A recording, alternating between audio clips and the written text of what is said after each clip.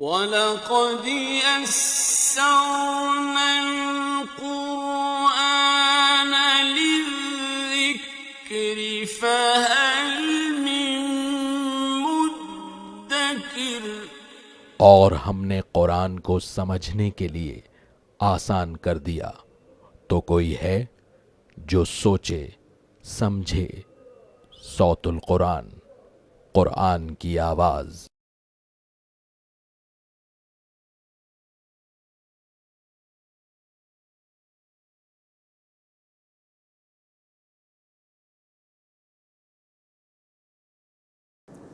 نحمده ونصلي على رسوله الكريم اما بعد فاعوذ بالله من الشيطان الرجيم بسم الله الرحمن الرحيم وآت ذا القربى حقه والمسكين وابن السبيل ولا تبذر تبذيرا ان المبذرين كانوا اخوان الشياطين وكان الشيطان لربه كفورا صدق اللہ العظیم۔ سورہ بنی اسرائیل آیت نمبر 26 سے ہم اپنا مطالعہ شروع کر رہے ہیں۔ اس سورہ مبارکہ کے رکوع نمبر 3 اور 4 میں اللہ تعالیٰ نے سوشل گائیڈ لائنز عطا فرمائی ہیں، ایک بہتر معاشرے کے قیام کے لیے ہدایات عطا کی گئی ہیں۔ والدین کے حقوق کے حوالے سے سلسلہ کلام مکمل ہو چکا ہے، اور اب رشتہ داروں کے حوالے سے اور دیگر کمزور طبقات کے حقوق کے حوالے سے رہنمائی دی جا رہی ہے۔ وَآتِ ذَا الْقُرْبَى حَقَّهُ، اور رشتہ دار کو اس کا حق ادا کرو، وَالْمِسْكِينَ وَابْنَ السَّبِيلِ، اور مسکین اور مسافر کو، وَلَا تُبَذِّرْ تَبْذِيرًا، اور بیجا مال خرچ نہ کرو۔ اب نوٹ فرمائی، کہا گیا کہ رشتہ دار کو اس کا حق ادا کرو۔ یہ بڑا اپیلنگ انداز ہے اللہ تعالیٰ کا۔ اگر اپنے کسی ریلیٹو کی تم مدد کر رہے ہو تو کوئی احسان نہیں کر رہے ہو۔ اگر اللہ نے تمہیں اپنے فضل سے زیادہ عطا کیا ہے، تمہاری ضروریات پوری ہو گئی ہیں، ان ایکسس اب جو کچھ بھی موجود ہے بیسیکلی وہ اللہ تعالیٰ نے دوسروں کے لیے مقرر کیا ہے۔ تمہارے مال میں اس لیے رکھ دیا گیا کہ اللہ دیکھنا چاہتا ہے کہ تم دوسرے کا حق ادا کرتے ہو کہ نہیں کرتے۔ یہ بڑا اپیلنگ انداز ہے قرآن کا۔ رشتہ دار کو اس کا حق ادا کرو، والمسکین وابن السبیل، اور مسکین اور مسافر کو بھی۔ یہ ہیں بندوں کے حقوق جو ہمارا دین ادا کرنے کی ہمیں تلقین کرتا ہے۔ ہمارا دین ایک مکمل نظام زندگی ہے، ہمیں عبادات بھی عطا کرتا ہے اور بندوں کے ساتھ حسن سلوک کا حکم بھی دیتا ہے، تاکہ اس دنیا کو بھی ہم ایک بہتر مقام بنا سکیں زندگی بسر کرنے کے لیے۔ یہ ہیں قرآن کی وہ تعلیمات کہ جن پر عمل ہو تو گویا جنت کا ایک ٹکڑا ہے جو ہم اس زمین کو انشاءاللہ تعالی بنا سکیں گے۔ اللہ ان ہدایات پر ہمیں عمل کی توفیق عطا فرمائے۔ وَلَا تُبَذِّرْ تَبْذِيرًا، اور بیجا مال خرچ نہ کرو۔ اِنَّ الْمُبَذِّرِينَ كَانُوا إِخْوَانَ الشَّيَاطِينَ، بے شک بیجا مال خرچ کرنے والے شیاطین کے بھائی ہیں۔ وَكَانَ الشَّيْطَانُ لِرَبِّهِ كَفُورًا، اور شیطان اپنے رب کا ناشکرا ہے۔ اب یہ مالی اعتبار سے بڑی اہم رہنمائی دی گئی ہے۔ مال اللہ کی بہت بڑی نعمت ہے، اگر بندہ اس کو جائز طریقے پر کمائے تو یہ ثواب کا ذریعہ ہے۔ جائز مقامات پر اپنی جائز ضروریات کو پورا کرنے کے لیے خرچ کرے، ثواب کا ذریعہ ہوگا۔ اسی مال کو بندہ اپنے لیے صدقہ جاریہ بھی بنا سکتا ہے۔ تو مال اللہ کی بہت بڑی نعمت ہے، اس کو ضائع کرنا منع ہے۔ فرمایا کہ بیجا مال مت اڑاؤ۔ نوٹ فرمائیے، بیجا مال اڑانے سے مراد یہ ہے کہ ناجائز مقامات پر خرچ کرنا، نافرمانی کے کاموں میں خرچ کرنا۔ ہم اگر جائزہ لیں آج اپنے معاشرے میں شادی بیاہ کی رسومات پر ہم دیکھتے ہیں بے تحاشا مال خرچ کیا جاتا ہے۔ کروڑوں لوگ ہیں جن کے پاس 2 وقت کی روٹی نہیں ہے، لیکن یہاں چند امیروں کا معاملہ یہ ہے کہ جن کو اللہ نے دیا تو ہے لیکن وہ بے دردی سے خرچ کرتے ہیں اور نافرمانی کے کاموں میں خرچ کرتے ہیں۔ کہیں میت کے حوالے سے کچھ رسومات اختیار کر لی گئیں، فضول رسومات ہیں جس کا دین میں ثبوت نہیں ہے، اس پہ پیسہ خرچ ہو رہا ہے۔ کہیں حج کی ادائیگی کا فریضہ ادا تو کر رہے ہیں لیکن اس پر اتنا پیسہ خرچ کر دیا مختلف اعتبارات سے، دعوتوں میں اور کھانے پینے کی چیزوں میں، یہ بھی مناسب نہیں ہے۔ تو انسان کو غور کرنا چاہیے کہ یہ مال اللہ کی بہت بڑی نعمت ہے، لیکن اس کو جب بے تحاشا خرچ کیا جائے، ناجائز طریقے پر خرچ کیا جائے تو یہ انتہائی بڑا جرم ہے۔ اور کہا کہ ان المبذرین کانوا اخوان الشیاطین، بے شک یہ بیجا مال خرچ کرنے والے شیاطین کے بھائی ہیں۔ نوٹ فرمائیے، سورۃ المائدہ آیت نمبر 91 میں ہم پڑھ چکے ہیں، شیطان تو یہ چاہتا ہے کہ تمہارے درمیان عداوت و دشمنی پیدا ہو جائے شراب اور جوئے کے ذریعے سے، لیکن یہ شیطان کا منصوبہ ہے کہ لوگوں کے درمیان فساد پیدا ہو۔ یہاں کہا گیا کہ جو بیجا مال خرچ کرتے ہیں وہ شیاطین کے بھائی ہیں۔ جب فضول رسومات پر مال خرچ ہوتا ہے تو چند امیر لوگ یہ کام کر سکتے ہیں، عظیم اکثریت یہ کام نہیں کر سکتی، تو لوگ احساس کمتری کا شکار ہوتے ہیں، کمپلیکسٹی کا شکار ہو جاتے ہیں، پھر معاشرے میں دوڑ لگ جاتی ہے، ہم بھی پیسہ کمائیں گے چاہے جائز طریقے پر ناجائز طریقے پر، پھر فساد پیدا ہوتا ہے، پھر چوریاں اور ڈکیتیاں ہوتی ہیں، تو چند لوگوں کے ناجائز اور بیجا خرچ کی وجہ سے پورا معاشرہ فساد کا شکار ہو جاتا ہے۔ اس سے منع کیا گیا کہ بیجا مال نہ اڑاؤ، ناجائز کاموں میں خرچ نہ کرو، ناجائز مقامات پر خرچ نہ کرو۔ ان المبذرین کانوا اخوان الشیاطین، بے شک یہ بیجا مال خرچ کرنے والے شیاطین کے بھائی ہیں۔ وکان الشیطان لربہ کفورا، اور شیطان اپنے رب کا ناشکرا تھا۔ تو بیجا مال خرچ کرنے والے بھی اللہ کی ناشکری کر رہے ہوتے ہیں۔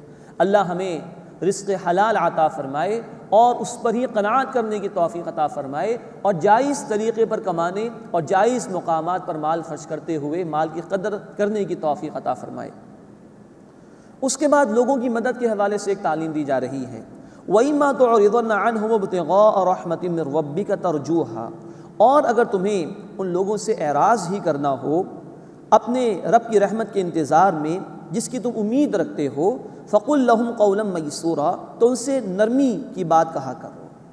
یعنی کہ کسی شخص نے ہم سے درخواست کی کہ میری فلاں ضرورت کو پورا کر دیجئے، ابھی ہمارے حالات ایسے نہیں ہیں یا ہمیں اطمینان نہیں ہے اس کے اوپر، یوں کہہ لیجئے، تو اگر ہم کسی کی مدد کرنا نہیں چاہتے تو اس کو برا بھلا نہ کہا جائے، جھڑکنے سے منع کیا گیا۔ ابھی تم خود اس انتظار میں ہو کہ اللہ تمہیں عطا فرمائے گا تو تم کسی کی ہیلپ کرو گے، اس کی مدد کرو گے، تو اگر ابھی موقع نہیں ہے تو اچھی طرح معافی تلافی کر لو، نرمی کی بات کرو، جھڑکنے کی اجازت نہیں ہے۔ وَلَا تَجْعَلْ يَدَكَ مَغْلُولَةً إِلَىٰ عُنُقِكَ وَلَا تَبْسُطْهَا كُلَّ الْبَسْطِ، اور اپنا ہاتھ اپنی گردن تک باندھ کر نہ رکھو، مراد کنجوسی نہ کرو، اور نہ اسے بالکل ہی کھول دو، فَتَقْعُدَ مَلُومًا مَحْسُورًا، تو پھر ملامت زدہ ہو کر اور حسرت زدہ ہو کر رہ جاؤ۔ یہ بڑی خوبصورت بیلنسڈ تعلیم ہے ہمارے دین کی، اس لیے کہ نیکی کا جذبہ بھی بسا اوقات حد سے آگے نکل جاتا ہے۔ مال انسان خرچ کرنا چاہتا ہے اللہ کے راستے میں، جذبہ بڑا عمدہ ہے، لیکن کبھی یہ حد سے آگے نکل جاتا ہے۔ تو بڑی متوازن تعلیم دی، نہ تو اتنے کنجوس ہو جاؤ کہ کسی پر بھی خرچ نہ کرو، اور نہ اتنی فراغ دلی پر آ جاؤ کہ سارا ہی دے ڈالو، پھر تمہیں خود دوسروں کے سامنے ہاتھ پھیلانے کی نوبت پیش آ جائے گی۔ تو یہ ہے اعتدال پسندی کا رویہ جو دین نے دیا۔ آدمی اپنی ضروریات پر خرچ کرے، اپنے زیر کفایت لوگوں پر بھی خرچ کرے، اور جو بھی غریب لوگ ہیں، مستحقین ہیں، ان کی مدد کی بھی کوشش کرے، لیکن درمیانہ راستہ ہمارے دین نے عطا فرمایا۔ یہ ماڈریشن ہے، یہ ماڈریٹ پروسیس ہے، یہ ایک ماڈریٹ وے ہے جو ہمارے دین نے عطا فرمایا۔ اعتدال کا رویہ، نہ انتہائی کنجوس بن جاؤ، نہ بالکل ہی ہاتھ کھلا چھوڑ دو کہ دوسروں کے سامنے ہاتھ پھیلانا پڑ جائے۔ اور مزید نوٹ فرمائیے کہ یہ اعتدال پسندی کی روش یہ زندگی کے تمام امور میں درکار ہے۔ جیسے اللہ کے رسول صلی اللہ علیہ وسلم کی حدیث بھی ہے، ما عال من اقتصد، جس نے میانہ روی اختیار کی، مالی معاملات میں اعتدال کا رویہ اختیار کیا، وہ کبھی مفلس نہیں ہوگا۔ تو یہ معیشت کے اعتبار سے بھی تعلیم، اس کے علاوہ عبادات میں بھی، لوگوں کے ساتھ حسن سلوک میں بھی اعتدال کا رویہ اختیار کرنے کی ہمارے دین نے تلقین فرمائی ہے۔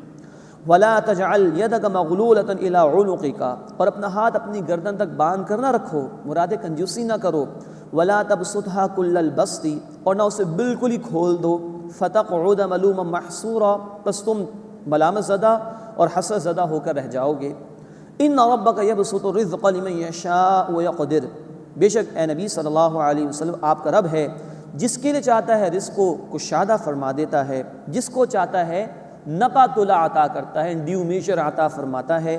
انہ کان بعبادہ خبیرا بصیرا، بے شک وہ اپنے بندوں کی خبر رکھنے والا، خوب دیکھنے والا ہے۔ اب یہاں ایک تسلی دی گئی ہے اصل میں اللہ کی طرف سے۔ بس اوقات انسان کا دل چاہتا ہے کہ جس سے مجھ سے سوال کیا میں اس کی ضرورت کو پورا کر دوں، اور یہ اس کی ضرورت بالکل ختم ہو جائے۔ اب انسان کے پاس اتنے وسائل نہیں، دل چاہتا ہے کسی کی مدد کرنے کا، جذبہ بڑا نیک ہے، بڑا عمدہ ہے، لیکن وسائل نہیں ہیں۔ تو اللہ نے کہا کہ بھائی کسی کے حالات بدل دینا تمہارے اختیار میں نہیں، اللہ جس کا چاہے گا رزق کشادہ فرما دے گا، جس کو چاہے گا نفعت اللہ عطا فرمائے گا۔ تمہارا کام یہ ہے کہ تم جتنا کر سکتے ہو کہ کسی کی ہیلپ وہ کر لو، جتنی اللہ نے استطاعت تمہیں عطا فرمائی۔ حالات بدل دینا یہ تمہارے اختیار میں نہ ہے، نہ تم سے اس کے متعلق سوال ہوگا۔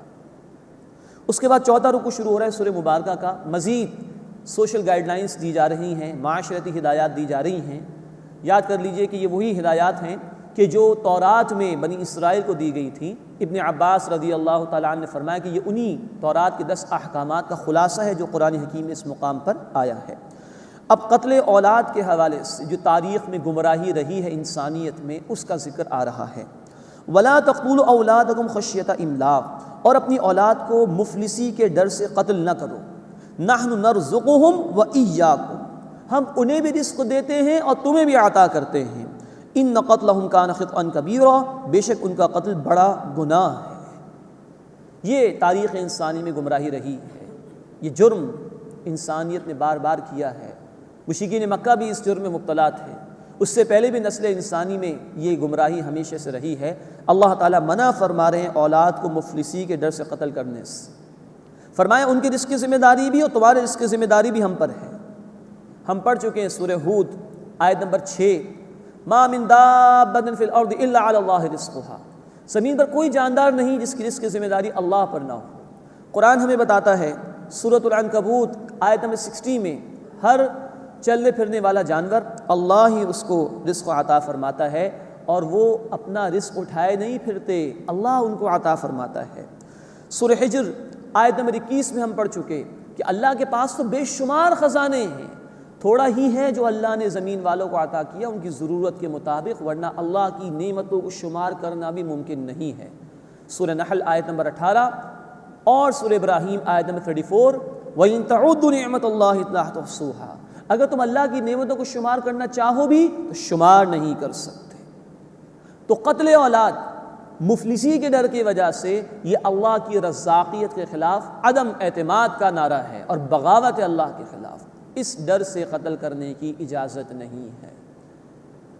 نوٹ کیجئے، امریکہ میں صرف 31 سال میں 1973 سے لے کے 2004 تک 46 ملین کیسز ابارشنز کے ریکارڈ کیے گئے، 4 کروڑ 60 لاکھ اسقاط حمل کے کیسز وہاں ریکارڈ ہوئے۔ اور ہمارے فقہاء نے بات بیان کی ہے کہ جب بچے کی تخلیق مکمل ہو جاتی ہے، اور بخاری و مسلم کی حدیث ہے 4 مہینے کا پروسیس ہے، ماں کے بطن میں اب روح بھی پھونک دی جاتی ہے بچے کے اندر جب وہ 4 مہینے کا ہو جاتا ہے۔ اس کے بعد اگر کوئی اسقاط حمل کرائے تو یہ قتل کے مترادف ہے، اور اس پر سزا کا نفاذ ہونا چاہیے۔ یہ ہے اللہ کے خلاف بغاوت انسانیت کی۔ فرمایا نحن نرزقہم ایاکم، انہیں بھی ہم رزق دے دیں، تمہیں بھی ہم رزق عطا کرتے ہیں۔ جب تم اپنی ماں کے بطن میں تھے تمہیں کس نے رزق عطا کیا؟ ایک بچہ جب اپنی ماں کے بطن میں ہوتا ہے اس کو رزق کون عطا کرتا ہے؟ اللہ ہی دیتا ہے نا۔ تو جب وہ بچہ اپنی ماں کے بطن سے باہر آ جائے گا جہاں زمین پہ بے شمار نعمتیں اللہ نے دی ہیں، تو کیا اللہ اس کی رزق کی ذمہ داری نہیں لے سکتے؟ اصل توجہ ہونی چاہیے باطل نظام کی طرف، جس کی وجہ سے ظلم ہوتا ہے اور لوگوں کو اللہ کی نعمتوں سے فائدہ اٹھانے کا موقع نہیں ملتا، نہ کہ یہ کہ نسل انسانی کو قتل کرنے کی کوشش کی جائے، پیدا ہونے والے بچوں کو مارنے کی کوشش کی جائے۔ ان قتلہم کان خطئا کبیرا، بے شک ان کا قتل بڑا گناہ ہے۔ اس کے بعد اب حرمت آبرو کا ذکر آ رہا ہے، زنا کی روک تھام کے لیے حکم دیا جا رہا ہے۔ ولا تقربوا الزنا، اور زنا کے قریب بھی نہ جاؤ، انہ کان فاحشہ، بے شک یہ کھلی بے حیائی ہے، وساء سبیلا، اور برا راستہ ہے۔ دیکھیے قتل اولاد کے بعد زنا کا ذکر آیا۔ اللہ بھی اللہ ہے، اس کی کتاب ابد الآباد کے لیے کلام ہے۔ آج جس دور میں ہم رہ رہے ہیں، فیملی پلاننگ کے نت نئے طریقے ایجاد ہو چکے ہیں، جس کا نتیجہ یہ نکلا کہ اب کسی عورت کو کسی مرد کو خوف ہی نہیں ہے زنا کرنے کے حوالے سے۔ پہلے لوگ ڈرتے تھے بچہ پیدا ہو جائے گا تو الزام لگے گا، سزا ملے گی، بدنامی ہوگی۔ اب یہ فیملی پلاننگ کے نام پر نئے نئے طریقے ایجاد ہوئے، اور اسقاط حمل کے لیے نہ جانے کیا کیا طریقے ایجاد ہوئے، تو زنا بھی عام ہو گیا اس سے ساتھ، معاذ اللہ۔ اللہ نے زنا کو اس کے بعد نقل کیا ہے قتل اولاد کی۔ ولا تقربوا الزنا، اور زنا کے قریب بھی نہ جاؤ، انہ کان فاحشہ، بے شک یہ کھلی بے حیائی ہے، وساء سبیلا، اور برا راستہ ہے۔ کہا گیا کہ زنا کے قریب بھی نہ جاؤ۔ ایک ہے زنا جس کو لوگ زنا سمجھتے ہیں، ایک زنا کے کچھ اور پہلو ہیں جو اللہ کے رسول صلی اللہ علیہ وسلم نے بیان فرمائے مسلم شریف کی روایت میں۔ آپ نے فرمایا آنکھ بھی زنا کرتی ہے، کان بھی زنا کرتا ہے، دل بھی زنا کرتا ہے، زبان بھی زنا کرتی ہے، ہاتھ بھی زنا کرتا ہے، پیر بھی زنا کرتا ہے۔ وہ جو عمل ہے فائنلی زنا کا، اس طرف لے جانے والے تمام ذرائع اگر انسان اس میں ملوث ہو گیا تو گویا یہ زنا کر رہا ہے۔ اتنے بچاؤ کے راستے ہمیں دیے ہیں شریعت نے، قریب بھی نہ جاؤ زنا کے، ہر وہ شے جو زنا کے عمل کی طرف لے جانے والی ہو اس پر پابندی لگا دی گئی ہے۔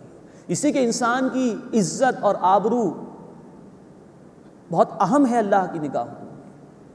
پھر ایک عورت کے ذریعے سے جب بچہ پیدا ہوتا ہے تو کئی احکامات اس پر شریعت کے لاگو ہوں گے، وراثت کے حوالے سے، نکاح کے حوالے سے، نسب کے معاملات کے حوالے سے، محرم نامحرم کے حوالے سے، ان سب کا خیال رکھا ہے شریعت نے، اور تمام وہ راستے جو زنا کی طرف لے جانے والے سب پر پابندی لگا دی۔ چنانچہ نمبر 1 نوٹ فرمائیے، دین نے مخلوط محافل پر پابندی لگا دی۔ عورت کے لیے الگ دائرہ کار، مردوں کے لیے الگ دائرہ کار، ان کے محافل الگ ہوں گے۔ نمبر 2، آنکھوں کی حفاظت کا حکم دیا گیا۔ سورہ النور آیت نمبر 30 اور سورہ النور آیت 31 میں مردوں اور عورتوں دونوں کو نگاہوں کی حفاظت کا حکم دیا گیا۔ پھر حجاب کا حکم ہے ہمارے دین میں۔ عورت اگر نامحرم مرد کے سامنے جائے تو پورا جسم بھی اس کا ڈھکا ہوا ہو، چہرہ بھی چھپا ہوا ہو۔ یہ تفصیل آئی ہے سورۃ الاحزاب آیت 53 اور سورۃ الاحزاب آیت نمبر 59۔ ہاں، عورت اپنے گھر میں ہے، اپنے محرم مردوں کے سامنے کہ جن سے کبھی نکاح نہیں ہو سکتا، تو وہ چادر اوڑھ لے، سر اس میں ڈھانپ لے، چہرہ وہ کھول سکتی ہے۔ یہ تفصیل آئی ہے سورۃ النور آیت 31 اور احادیث مبارکہ میں۔ تو ستر اور حجاب کے احکامات دیے۔ ایک عورت محرم مردوں کے سامنے کس طرح آ سکتی ہے، غیر محرم کے سامنے جائے گی تو کیا رویہ ہوگا، یہ تفاصیل بیان کی گئی۔ نمبر 3، دین نے نکاح کو آسان کر دیا۔ اتنا آسان کیا کہ اللہ کے رسول صلی اللہ علیہ وسلم کے زمانے میں بغیر کسی تشہیر کے نکاح آرام سے ہو جایا کرتا تھا، اس میں خرچہ بھی کم ہوا کرتا تھا۔ نمبر 4، وہ تمام ذرائع جو لے جا سکتے ہیں زنا کے ارتکاب کی طرف، موسیقی کا سننا ہے، ڈرامے ہیں، فلمیں ہیں جس میں اللہ کے احکامات کی نافرمانی کی جاتی ہے، وہ ناولز ہیں، وہ میگزینز ہیں کہ جن کو پڑھنے کے بعد، جن کو دیکھنے کے بعد جنسی جذبات بھڑکتے ہیں انسان کے، سب پر پابندی ہے۔ اور نمبر 5، زنا کی سزا مقرر کر دی گئی۔ سورۃ النور آیت نمبر 2 کی روشنی میں غیر شادی شدہ مرد یا عورت زنا کرے تو 100 کوڑوں کی سزا، اور شادی شدہ مرد یا عورت زنا کا ارتکاب کرے تو رجم کی سزا ہے۔ بخاری شریف اور دیگر احادیث کی کتابوں میں اس کا ذکر موجود ہے۔ یہ سب کچھ نوٹ فرمائیے اس لیے کہ ایک عورت کی عصمت، اس کی شرم و حیا بھی محفوظ رہے، اور مردوں کی شرم و حیا کی بھی حفاظت کا سامان ہو سکے، معاشرے میں اچھے جذبات پروان چڑھ سکے، ایک پاکیزہ سوسائٹی قائم ہو سکے۔ ان کے لیے یہ احکامات دیے گئے۔ وَلَا تَقْرَبُوا الزِّنَا، اور زنا کے قریب بھی نہ جاؤ، إِنَّهُ كَانَ فَاحِشًا، بے شک یہ کھلی بے حیائی ہے، وَسَاءَ سَبِيلًا، اور برا راستہ ہے۔ خاندان کے خاندان تباہ ہو جاتے ہیں، شوہر کو بیوی پر اعتماد نہیں رہتا، بیوی کو شوہر پر اعتماد نہیں رہتا، اولاد کس مرد سے پیدا ہوئی کچھ نہیں پتا، اولاد کی پرورش کی طرح توجہ نہیں رہتی جب پتہ ہی نہیں کہ اولاد کس کی، خاندان کے خاندان برباد۔ آج وہ معاشرہ جو اللہ کی تعلیمات سے دور ہے، وہاں فیملی سسٹم تباہ و برباد ہو چکا ہے۔ امریکہ کے صدر کو کہنا پڑ رہا ہے کہ میرج، خدا کے واسطے شادیاں کر لو۔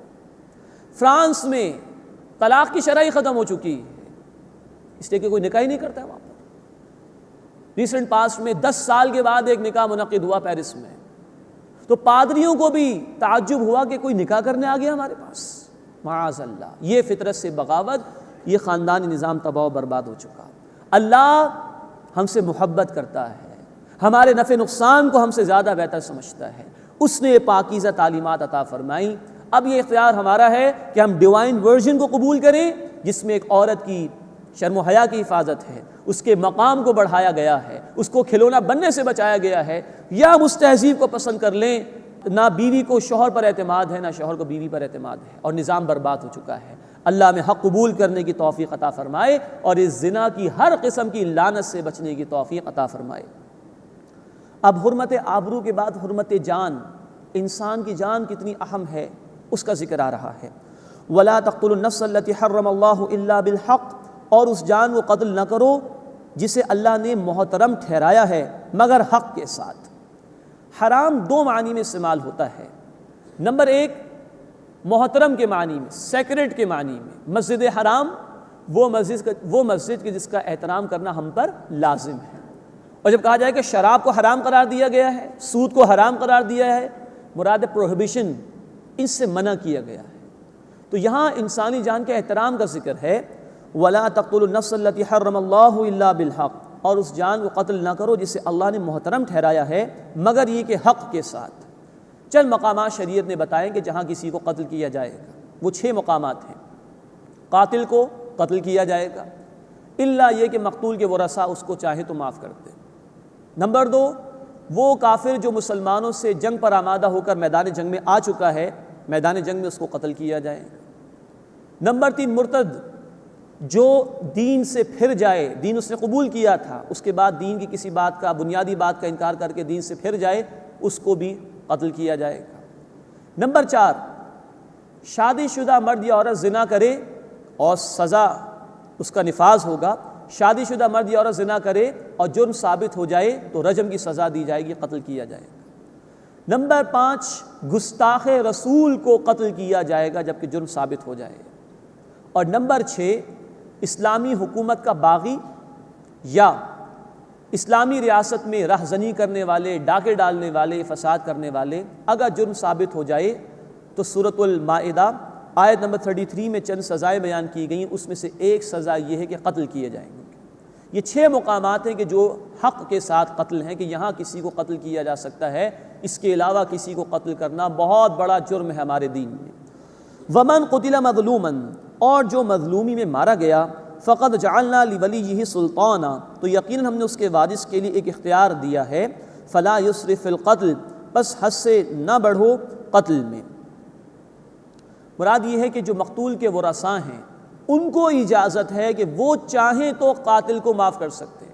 یہ اتھارٹی نہ کسی گورنمنٹ کی ہے نہ کسی ادارے کی ہے کہ قاتل کو معاف کرے، صرف مقتول کے ورثاء جو اس کی ہیئرز ہیں وہ چاہیں تو معاف کر سکتے ہیں۔ فلا یسرف القتل، پس قتل میں حد سے نہ بڑھو۔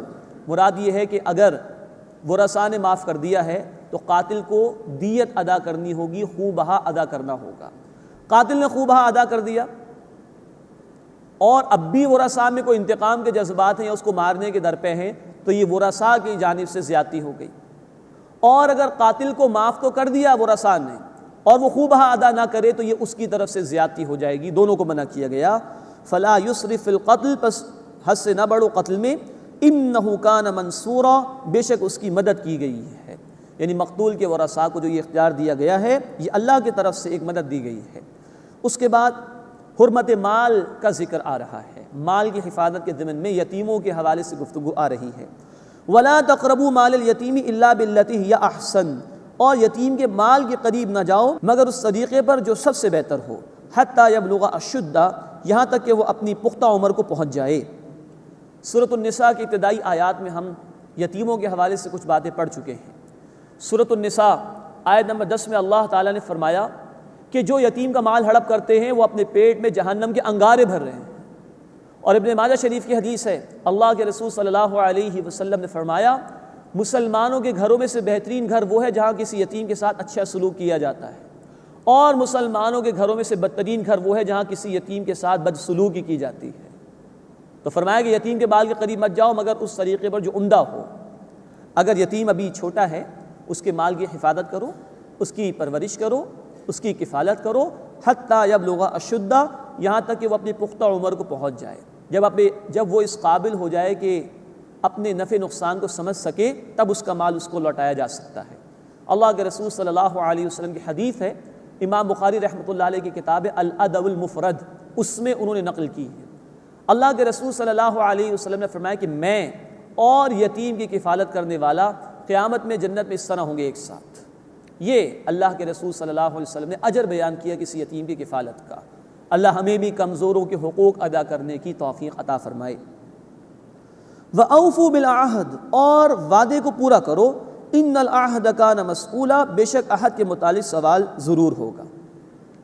اب یہ بڑی اہم تعلیم ہے ہمارے دین کی معاہدات اور وعدوں کے حوالے سے۔ نوٹ فرمائیے، سورۃ الانعام آیت نمبر 1 میں بھی ذکر آ چکا ہے، اوفوا بالعقود، اپنے وعدوں کو پورا کرو۔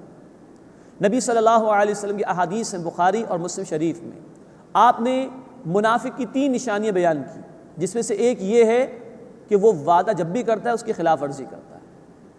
اسی طرح نبی صلی اللہ علیہ وسلم کی حدیث ہے بہقی شریف میں کہ لا دین لمن لا عہد لہ، اس شخص کا کوئی دین نہیں جو وعدے کو پورا نہیں کرتا۔ تو یہ وعدہ اتنا اہم ہے ہمارے دین میں۔ وعدہ اللہ سے بھی ہے ہمارا، اس کے رب ہونے کا ہم نے اقرار کیا سورۃ الاعراف آیت 172 میں۔ اللہ نے ہماری جان و مالوں کا سودا کر لیا، ہم پڑھ چکے سورۃ التوبہ آیت نمبر 111 میں۔ ہر بندہ جب بھی شعور کے ساتھ کلمہ پڑھتا ہے تو وہ اعلان کرتا ہے کہ اللہ ہی میرا معبود ہے، اب پوری زندگی اسی کی اطاعت کرنی ہے، محمد کریم صلی اللہ علیہ وسلم کے طریقے کے مطابق۔ وعدہ اللہ سے بھی ہے پوری لائف ٹائم کا، زندگی بھر اس کی اطاعت کا۔ وعدے ہم آپس میں ایک دوسرے سے کرتے ہیں، کچھ ہمارے وعدے ایگریمنٹس ان رائٹنگ ہوتے ہیں، کمپنیز کے ایگریمنٹس ہیں، امپلائمنٹ کے ایگریمنٹس ہیں، کارپوریشنز کے ایگریمنٹس ہیں، گورنمنٹ کے ایگریمنٹس ہیں، یہ ان رائٹنگ ہوتے ہیں۔ کچھ وعدے وہ ہوتے ہیں جو سوسائٹی ہم پر امپوز کرتی ہے، امپلائڈ ایگریمنٹس، بتانے کی ضرورت نہیں ہے۔ ماں باپ بچوں کی پرورش کریں گے، ہر سوسائٹی تسلیم کرتی۔ اولاد ماں باپ کی خدمت کرے گی، ہر سوسائٹی تسلیم کرتی۔ پڑوسی کا خیال رکھے گا، ہر سوسائٹی تسلیم کرتی۔ بتانے کی ضرورت نہیں، امپلائڈ ایگریمنٹس ہیں، آپ سے آپ سوسائٹی ہم پر لاگو کرتی ہے۔ یہی وجہ ہے کہ اگر ماں باپ بچوں کی پرورش نہ کریں تو سوسائٹی ان کو بری نگاہوں سے دیکھتی ہے۔ یہی وجہ ہے کہ اگر بچے ماں باپ کی خدمت نہ کرے تو سوسائٹی ان کو بری نگاہوں سے دیکھتی۔ یہی وجہ ہے کہ پڑوسی کو پریشان کرے تو پریشان کرنے والے پڑوسی کو سوسائٹی بری نگاہوں سے دیکھتی۔ یہ بھی وعدے ہمارے، اور کچھ وعدے انسان اپنے آپ سے کرتا ہے۔ جب بات سمجھ میں آ جاتی ہے تو کہہ دیتا ہے اللہ سے، اللہ آئندہ یہ گناہ نہیں کروں گا، اللہ آئندہ فلاں فلاں عبادات پر عمل کروں گا۔ تو وعدے اللہ سے بھی ہیں، وعدے بندوں سے بھی ہیں، امپلائڈ بھی ہیں، ریٹن بھی ہیں، اور وعدے اپنے آپ سے بھی ہیں۔ اس سب کے متعلق قرآن کہہ رہا ہے وَأَوْفُوا بِالْعَهْدِ، اور عہد کو پورا کرو، ان العہد کان مسئولا، بے شک عہد کے متعلق سوال کیا جائے گا، جواب دینے قیامت کے دن اللہ کے حضور۔ سوچئے کتنی خوبصورت تعلیمات اللہ دے رہا ہے ہمیں۔ پوری سوسائٹی کے معاملات کسی نہ کسی عہد پر ہی، کسی نہ کسی ایگریمنٹ پر بیس کرتے ہیں۔ ان معاملات میں درستگی پیدا ہو جائے گی اگر ان تعلیمات پر ہم عمل کرنے والے ہوں۔ اللہ ہمیں اس کی توفیق عطا فرمائے۔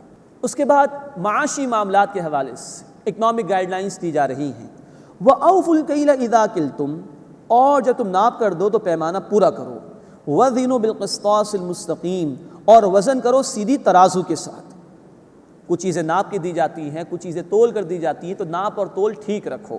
ذَلِكَ خَيْرٌ وَأَحْسَنُ تَأْوِيلًا، یہ بہتر ہے اور سب سے اچھا ہے انجام کے اعتبار سے۔ یہ بہت اہم رہنمائی ہے جو قرآن نے ہمیں عطا فرمائی اس مقام پر، معاشی معاملات کے حوالے سے۔ ناپ تول میں کمی نہ کرو۔ ہم پڑھ چکے ہیں کہ شعیب علیہ السلام کی قوم میں یہ برائی تھی، وہ قوم برباد کر دی گئی تھی۔ تو ناپو تو ٹھیک طرح ناپو، تول کر دو تو ٹھیک طرح تول کر دو، اس کا انجام سب سے بہترین ہے۔ یہ اچھا ہے اور انجام کے اعتبار سے بھی بہتر ہے۔ ہم کہتے ہیں انگریزی میں honest is the best policy. کوئی تاجر، کوئی دکاندار جو تولنے میں ڈنڈی مار رہا ہے کبھی مارکیٹ میں ٹھہر نہیں سکتا ہے۔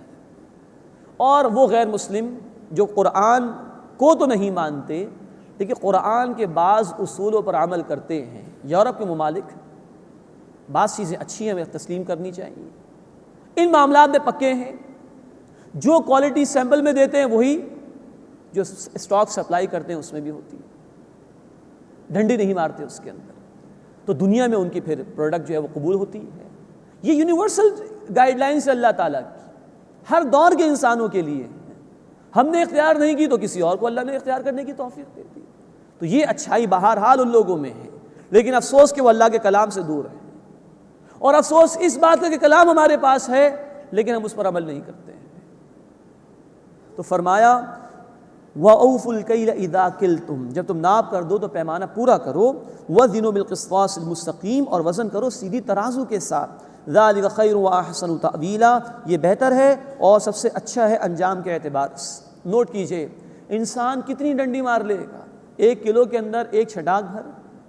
لیکن قرآن سورہ المطففین کے آغاز میں کہتا ہے کہ جو یہ کر رہے ہیں وہ آخرت کا انکار کرتے ہیں. گویا ویل للمطففین الذین اذا اکتالوا علی الناس یستوفون واذا کالوہم او وزنوہم یخسرون الا یظن اولئک انہم مبعوثون.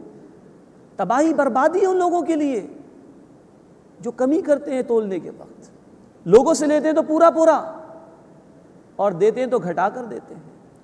کیا یہ اس بات کا خیال نہیں رکھتے کہ ایک بڑے عظیم دن میں ان کو دوبارہ کھڑا کیا جائے گا؟ تو یہ چھوٹی سی ڈنڈی مار لینا ناپ تول کے اندر یہ گویا آخرت کو جھٹلانے کے برابر ہے. اتنا سخت یہ معاملہ ہے. مزید نوٹ کیجئے کہ یہ ناپ تول کا مسئلہ صرف معاشی معاملات کی حد تک نہیں، یہ پوری زندگی کا ایک اصول ہے جو قرآن نے دیا ہے. چنانچہ نبی صلی اللہ علیہ وسلم کی حدیث ہے بخاری شریف میں، تم میں سے کوئی شخص مومن نہیں ہو سکتا جب تک کہ اپنے بھائی کے لیے وہی شے پسند نہ کرے جو وہ اپنے لیے پسند کرتا ہے. یعنی انسان جو اپنے لیے پسند کرے اسے چاہیے کہ دوسروں کے لیے بھی وہی پسند کرے، اور اگر ایسا نہیں ہے تو ایمان کی نفی فرما دی نبی صلی اللہ علیہ وسلم نے. تو یہ ناپ تول کی کمی کا مسئلہ صرف ترازو کی حد تک نہیں ہے بلکہ یہ زندگی کے تمام امور پر محیط ہے. جو اپنے لیے پسند کرو وہی دوسرے کے لیے پسند کرو. غور کیجئے کہ اگر اس اصول پر عمل ہو جائے تو جھگڑا ہی ختم ہو جائے، کسی کو شکایت ہی کسی سے نہ رہے. سارا فساد ہی اس وقت ہوتا ہے کہ جب ہمارا معیار اپنے لیے کچھ اور ہوتا ہے اور دوسرے کے لیے کچھ اور ہوتا ہے. اللہ ہمیں ان ہدایات پر عمل کرنے کی توفیق عطا فرمائے.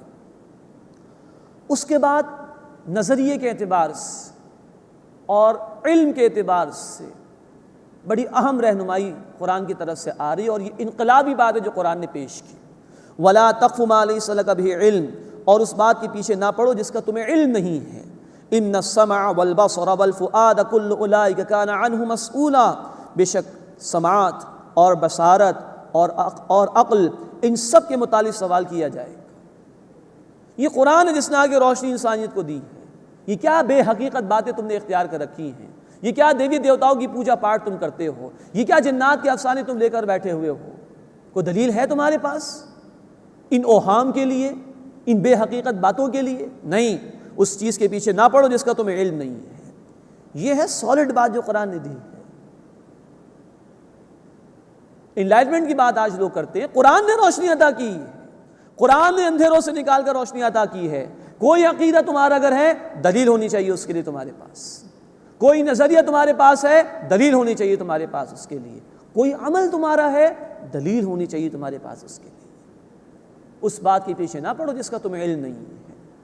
یہ سماعت، یہ بصارت، یہ عقل، یہ فیکلٹیز اللہ نے عطا فرمائی، ان کے متعلق کوسچن ہوگا، سوال ہوگا قیامت کے دن کہ آیا ان کو استعمال کر کے عقیدہ اختیار کیا کہ نہیں، آیا ان کو استعمال کر کے نظام ترتیب دیا کہ نہیں. یہ انقلابی بات ہے جو قرآن نے اس ماحول میں کہی جہاں لوگ ظن اور گمان کے اندر مبتلا تھے، ایسٹیمیٹس کی بات کرتے تھے، قیاس آرائیہ کرتے تھے. ہمارے لیے بھی رہنمائی یہ ہے کہ ہمارے جو بھی اعمال ہوں اس کے لیے ہمارے پاس قرآن و سنت کی دلیل ہونی چاہیے. کوئی بدعات کا معاملہ، کوئی دین میں نئی نئی باتیں اختیار کرنے کا معاملہ، کوئی رسومات اختیار کرنے کا معاملہ نہ ہو، بلکہ سالڈ بات ہو کہ جو اللہ رب العزت نے اپنی کتاب اور اپنے حبیب صلی اللہ علیہ وسلم کے ذریعے سے عطا فرمایا اس کی بنیاد پر ہمیں عقیدہ بھی اختیار کرنا چاہیے اور اسی کی بنیاد پر ہمیں عمل بھی اختیار کرنا چاہیے. یہ ہے قرآن جس نے آ کر یہ انقلابی نظریہ انسانیت کے سامنے پیش کیا. مزید نوٹ فرمائیے، قرآن 2 قسم کے علم کی بات کرتا ہے. ایک ہم اپنی اس عقل و شعور کے ذریعے سے کچھ معلومات حاصل کر لیں، ٹھیک ہے، دس از ایکوائرڈ نالج، وہ علم جو انسان اپنی محنت سے کما لے. لیکن قرآن ساتھ یہ بھی کہتا ہے کہ اس ایکوائرڈ نالج کو ریویلڈ نالج کے تابع ہونا چاہیے. قرآن نے ہمیں کہا سورۃ البقرہ آیت نمبر 38، فَإِمَّا يَأْتِيَنَّكُم مِّنِّي هُدًى فَمَن تَبِعَ هُدَايَ فَلَا خَوْفٌ عَلَيْهِمْ وَلَا هُمْ يَحْزَنُونَ. جب تمہارے پاس میری طرف سے ہدایت آئے تو جو میری ہدایت کی پیروی کرے گا ایسے لوگوں کو نہ کوئی خوف ہوگا اور نہ وہ غمگین ہوں گے. تو جو علم الوحی اللہ نے عطا فرمایا اس کے تحت ان تمام فیکلٹیز کو ہمیں اختیار کرنا ہے اور تمام علوم کو استعمال کرنا ہے. آج انسانیت کا المیہ یہ ہے، ٹریجڈی یہ ہے کہ ایکوائرڈ نالج میں تو خوب عقل استعمال ہوئی، خوب صلاحیت استعمال ہوئی، اسپیس وار کے لیے انسان تیار ہو چکا ہے، لیکن ریویلڈ نالج سے وہ دور ہے، آج وہی سے دور ہو گیا۔ مغرب کا ایک فلاسفر کہتا ہے کہ ہم نے ہوا میں پرندوں کی طرح اڑنا سیکھ لیا، ہم نے سمندر کے نیچے جا کے مچھلیوں کی طرح تیرنا سیکھ لیا، لیکن زمین پر انسان بن کر انسان کی طرح زندگی کیسے گزاری جاتی ہے ہم نہیں سیکھ سکتے۔ المیہ یہ ہے، عقل استعمال کی ہے، خوب استعمال کی ہے، لیکن وحی الہی سے ہٹ کر، تبھی تباہی اور بربادی ہے۔ یہ کیا ٹیکنالوجی ہے، یہ کیا ترقی ہے کہ جتنی یہ بڑھ رہی ہے اتنا ظلم بڑھ رہا ہے، اتنی خودکشیاں بڑھ رہی ہیں، اتنی بیماریاں بڑھ رہی ہیں، اتنی غربت میں اضافہ ہو رہا ہے۔ اس لیے اضافہ ہو رہا ہے، اس لیے یہ تباہی ہے کہ آج سارا عقل و شعور جو انسان نے استعمال کیا وہ وحی کے بغیر استعمال کیا۔ جس دن وہ وحی کے تابع ہو جائے گا یہ دنیا ہمارے لیے گویا جنت کا ٹکڑا بن جائے گا۔ کل اولئک کان عنہ مسئولا، ان سب کے متعلق سوال کیا جائے گا۔ ولا تمشی فی الارض مرحا، اور زمین میں اتراتے ہوئے مت چلو۔ انک لن تخرق الارض، بے شک تم زمین کو ہرگز پھاڑ نہیں سکو گے۔ ولن تبلغ الجبال طولا، اور نہ پہاڑ کی بلندی کو پہنچ سکو گے۔ تکبر سے منع کیا گیا۔ اللہ کے رسول صلی اللہ علیہ وسلم کی حدیث ہے مسلم شریف میں، جس کے دل میں رائی کے دانے کے برابر بھی تکبر ہوگا اس پر جنت حرام ہے۔ یہ تکبر صرف اللہ کے لیے روا ہے، المتکبر، یہ اللہ کی شان ہے۔ اور یہاں بڑے لطیف انداز میں قرآن نے کہا، انسان کتنے ہی اکڑ کے پیر مار کر چل رہے، کیا وہ زمین کو پھاڑ سکتا ہے؟ اس کی حیثیت کیا ہے؟ کتنا ہی اونچا ہو کر اکڑنے کی کوشش کرے، کیا وہ پہاڑ سے اوپر جا سکتا ہے؟ کیا حیثیت ہے انسان کی؟ فرمایا وَلَا تَمْشِ فِي الْأَرْضِ مَرَحًا، اور زمین میں اتراتے ہوئے مت چلو۔ إِنَّكَ لَن تَخْرِقَ الْأَرْضَ، بے شک تم زمین کو پھاڑ نہیں سکتے۔ وَلَن تَبْلُغَ الْجِبَالَ طُولًا، اور نہ پہاڑ کی بلندی کو پہنچ سکتے ہو۔ كُلُّ ذَلِكَ كَانَ سَيِّئُهُ عِندَ رَبِّكَ مَكْرُوهًا، ان تمام باتوں کی برائی کا پہلو اے نبی صلی اللہ علیہ وسلم آپ کے رب کے نزدیک ناپسندیدہ ہے۔ یہ تمام سوشل گائیڈ لائنز عطا کر دی گئیں، کچھ باتوں کے کرنے کا حکم دیا گیا، اللہ کی عبادت کرو، ماں باپ کے ساتھ اس سے سلوک کرو، رشتہ دار کو اس کا حق ادا کرو، وغیرہ وغیرہ۔ کچھ باتوں سے منع کیا گیا، تکبر نہ کرو، کسی کو قتل نہ کرو۔ تو جو کرنے کے احکامات ہیں ان پر عمل نہ کرنا یہ برا ہے، جن باتوں سے منع کیا گیا ان کو کرنا یہ برا ہے۔ اس کو مجموعی اعتبار سے کہا گیا کل ذالک کان سیئہ عند ربک مکروہا، ان تمام باتوں کی برائی اے نبی صلی اللہ علیہ وسلم آپ کے رب کے نزدیک ناپسندیدہ ہے۔ ذالک مما اوحی الیک ربک من الحکمہ، یہ حکمت کی ان باتوں میں سے ہے جو اے نبی صلی اللہ علیہ وسلم آپ کے رب نے آپ پر وحی فرمائی۔ معلوم ہوا کہ قرآن حکیم بھی ہمیں حکمت سکھاتا ہے، دانش مندی کی باتیں بتاتا ہے۔ جو اللہ نے احکامات دیے اس کے پیچھے وزڈم کیا ہے قرآن بیان کرتا ہے، خود قرآن نے اس مقام پر کہا۔ چنانچہ قرآن ہمیں بتاتا ہے سورہ طٰہٰ آیت نمبر 14 میں اقم الصلاۃ لذکری، نماز قائم کرو میری یاد کے لیے۔ تو نماز کے حکم کی ایک حکمت قرآن نے خود بیان کی تاکہ میری یاد قائم ہو جائے۔ قرآن ہمیں بتاتا ہے سورۃ البقرہ آیت نمبر 183 روزے کے حوالے سے لعلکم تتقون، تاکہ تم میں تقوی پیدا ہو جائے، یہ روزے کی حکمت ہے، وزڈم اس کے پیچھے جو ہے وہ یہ ہے۔ اسی طرح قرآن ہمیں بتاتا ہے سورہ التوبہ آیت نمبر 103 اے نبی ان کے اموال میں سے صدقہ لیجئے تاکہ ان کے دلوں کو بھی پاک فرما دے۔ مال کی محبت نکلے گی جب اللہ کے راستے میں مال خرچ ہوگا تو اللہ کی اطاعت کرنا آسان ہو جائے گا۔ تو حکمت اور وزڈم جو احکامات کی ہے خود قرآن نے بھی بیان فرمائی ہے۔ وَلَا تَجْعَلْ مَعَ اللَّهِ إِلَٰهًا آخَرَ، اور اللہ کے ساتھ کوئی اور معبود نہ بناؤ۔ فَتُلْقَىٰ فِي جَهَنَّمَ مَلُومًا مَدْحُورًا، تو تم جہنم میں ڈال دیے جاؤ گے ملامت زدہ اور دھکیلے ہوئے بنا کر۔ أَفَأَصْفَاكُمْ رَبُّكُمْ بِالْبَنِينَ، کیا تمہیں چن لیا تمہارے اپنے بیٹوں کے لیے؟ وَاتَّخَذَ مِنَ الْمَلَائِكَةِ إِنَاثًا، اور اپنے لیے فرشتوں کو بیٹیاں بنا لیا۔ إِنَّكُمْ لَتَقُولُونَ قَوْلًا عَظِيمًا، بے شک تم بہت بڑا بول بولتے ہو۔ یہ شرک کی نفی کر دی گئی۔ مشرکین مکہ نے فرشتوں کو اللہ کی بیٹیاں قرار دیا تھا، اس کی نفی کی گئی۔ نوٹ فرمائیے یہ سوشل گائیڈ لائنز کا بیان مکمل ہوا۔ تورات کے احکامات 10 10 احکامات کا خلاصہ جو قرآن نے دیا وہ مکمل ہوا۔ رکوع نمبر 3 کے آغاز میں اور رکوع نمبر 2 کے اختتام پر بھی توحید کا بیان، اور رکوع نمبر 4 کے اختتام پر بھی توحید کا بیان۔ گویا توحید ایک زندہ عقیدہ ہے کہ اہل ایمان صرف اس کو مانے نہ بلکہ اس کی بنیاد پر ایک سوسائٹی اسٹیبلش کرنے کی کوشش کریں۔ یہ ایک زندہ قوت ہے توحید۔ اللہ ہمیں اپنے ان احکامات پر عمل کی توفیق عطا فرمائے اور توحید کے تقاضوں کے مطابق ایک معاشرہ قائم کرنے کی توفیق عطا فرمائے۔ اس کے بعد 5واں رکوع شروع ہو رہا ہے، اس میں شرک کی نفی کی گئی ہے۔ اللہ کی تسبیح ہر شے بیان کر رہی ہے، اس کا ذکر ہے۔ منکرین کے متعلق ذکر ہے کہ ان کو ہدایت نہیں دی جائے گی اور ان کا انجام بیان کیا گیا ہے۔ وَلَقَدْ صَرَّفْنَا فِي هَذَا الْقُرْآنِ لِيَذَّكَّرُوا، اور ہم نے اس قرآن میں طرح طرح سے وضاحت کی ہے تاکہ وہ نصیحت حاصل کریں۔ وَمَا يَزِيدُهُمْ إِلَّا نُفُورًا، اور اس نے ان میں اضافہ نہیں کیا مگر نفرت کا۔ مراد ہے کہ جتنا قرآن نازل ہو رہا ہے، جو مخالفین جان بوجھ کے انکار کر رہے ہیں، ان کی نفرت میں اور اضافہ ہو رہا ہے۔ قُلْ لَوْ كَانَ مَعَهُ آلِهَةٌ كَمَا يَقُولُونَ، اے نبی صلی اللہ علیہ وسلم فرما دیجئے اگر جیسے وہ کہتے ہیں اس اللہ کے ساتھ اور معبود ہوتے، اِذًا لَابْتَغَوْا إِلَىٰ ذِي الْعَرْشِ سَبِيلًا، تو وہ عرش کے مالک کی طرف ضرور کوئی راستہ تلاش کرتے۔ سبحانہ وتعالی عما یقولون علوا کبیرا، وہ سے پاک ہے اور بہت بلند ہے جو وہ کہتے ہیں۔ مراد یہ کہ یہ کہہ رہے ہیں کہ اللہ کے ساتھ اور بھی معبود ہیں، تو اس کے متعلق یہاں کہا جا رہا ہے کہ اگر ایسا ہوتا تو باقی جھوٹے معبود بھی کوشش کرتے کہ ان کو پوری کائنات کا اختیار مل جاتا، تو یہ نظام برباد ہو جاتا۔ لیکن اس نظام میں جو آرگنائزیشن ہے، جو نظم ہے، وہ بتا رہا ہے کہ ایک اللہ کے سوا کوئی معبود نہیں۔ سبحانہ، واللہ اس سے پاک ہے، وتعالی عما یقولون علوا کبیرا، اور بہت برتر ہے اس سے جو وہ کہتے ہیں۔ تسبح له السماوات السبع والارض ومن فیہن، اس کی تسبیح بیان کرتے ہیں ساتوں آسمان اور زمین اور جو ان میں ہے۔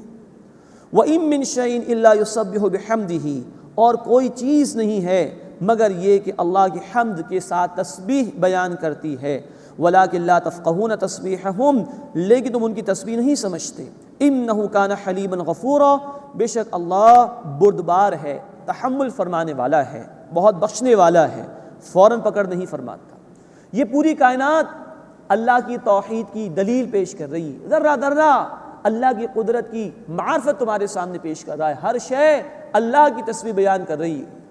اس کائنات کا نظام اپنے حال سے تمہارے سامنے اللہ کی توحید بیان کر رہا ہے، اور ہاں ہر شے کو اللہ نے ایک زبان عطا کی ہے اور وہ اس زبان سے اللہ کی تسبیح کر رہی ہے، تم اس کی تسبیح کو سمجھ نہیں سکتے۔ قرآن نے ایک وضاحت کی ہے سورہ صاد آیت نمبر 19 میں کہ پہاڑ تسبیح بیان کرتے تھے داؤد علیہ السلام کے ساتھ اللہ کی۔ یہ ہے اللہ کی قدرت کہ ہر شے اس کی تسبیح بیان کر رہی ہے۔ وَإِذَا قَرَأْتَ الْقُرْآنَ، اور جب اے نبی صلی اللہ علیہ وسلم آپ قرآن پڑھتے ہیں، جَعَلْنَا بَيْنَكَ وَبَيْنَ الَّذِينَ لَا يُؤْمِنُونَ بِالْآخِرَةِ حِجَابًا مَسْتُورًا، تو ہم آپ کے اور ان کے درمیان جو آخرت پر ایمان نہیں لاتے ایک چھپا ہوا پردہ کر دیتے ہیں۔ کیونکہ ان لوگوں نے جانتے بوجھتے انکار کیا، اس لیے اللہ تعالیٰ نے اب ان کو سننے کی صلاحیت ہی نہیں دی، چھین لی ان سے وہ صلاحیت۔ یہ بدترین سزا اللہ کی طرف سے، جانتے بوجھتے کو انکار کرے تو حق قبول کرنے کی صلاحیت چھین لی جاتی ہے۔ وَجَعَلْنَا عَلَىٰ قُلُوبِهِمْ أَكِنَّةً أَن يَفْقَهُوهُ، اور ہم نے ان کے دلوں پر پردہ ڈال دیا ہے کہ وہ اس قرآن کو نہ سمجھ سکیں۔ وَفِي آذَانِهِمْ وَقْرًا، اور ان کے کانوں میں بوجھ ہے۔ وَإِذَا ذَكَرْتَ رَبَّكَ فِي الْقُرْآنِ وَحْدَهُ، اور جب آپ صلی اللہ علیہ وسلم قرآن میں اپنے رب واحد کا ذکر کرتے ہیں، وَلَّوْا عَلَىٰ أَدْبَارِهِمْ نُفُورًا، تو وہ پیٹھ پھیر کر نفرت کرتے ہوئے بھاگ جاتے ہیں، یعنی کہ ان کو توحید پسند نہیں آ رہی ہے۔ نحن اعلم بما يستمعون به، ہم خوب جانتے ہیں کہ وہ اس کو کس غرض سے سنتے ہیں۔ اذ يستمعون الیک، جب اے نبی صلی اللہ علیہ وسلم وہ آپ کی طرف کان لگاتے ہیں۔ واذ هم نجوا، اور جب وہ سرگوشی کرتے ہیں۔ اذ یقول الظالمون ان تتبعون الا رجلا مسحورا، جب وہ ظالم کہتے ہیں کہ تم پیروی نہیں کرتے مگر ایک سحر زدہ آدمی کی، معاذ اللہ۔ یہ انہوں نے الفاظ اختیار کیے نبی صلی اللہ علیہ وسلم کے لیے۔ انظر کیف ضربوا لک الامثال، اے نبی دیکھیے انہوں نے آپ پر کیسی مثالیں چسپاں کی ہیں۔ فضلوا، پس وہ گمراہ ہوئے۔ فلا یستطیعون سبیلا، پس وہ کوئی راستہ نہیں پاتے۔ یہ مشرکین کا بیان آیا ہے۔ اللہ تعالی ہمیں اپنے حبیب صلی اللہ علیہ وسلم اور اپنی کتاب پر دل کی گہرائیوں سے ایمان عطا فرمائے اور ان کے تقاضوں پر عمل کی توفیق عطا فرمائے۔ آمین یا رب العالمین۔ وآخر دعوانا الحمد للہ رب العالمین۔